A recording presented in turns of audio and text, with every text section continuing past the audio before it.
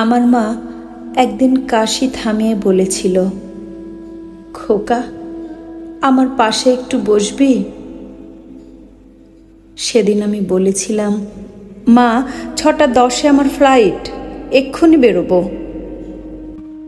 আজ আমি একা 20 তলার ডাইনিং টেবিলে। কেউ আমাকে খেতে ডাকে না, কেউ বলে না একটু ভাত দিই। ডাইনিং টেবিলে বিড়াল বসে থাকে, থাক।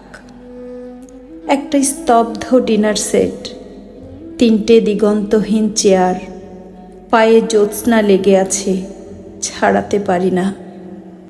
খোকা, খোকা, আমার পাশে একটু বসবি?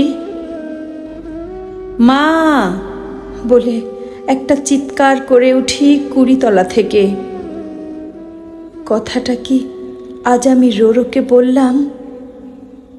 কি হবে বলে? কোনো দিন ওর কাছে যাবে না।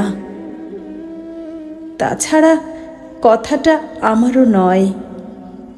একটা গোটা সল্টলেক, একটা বিধাননগর চিৎকার করে বলছে, খোকা, আমার পাশে একটু বসবি? আমার পাশে একটু বসবি? একটু বসবি? খোকা, আমার পাশে একটু বসবি?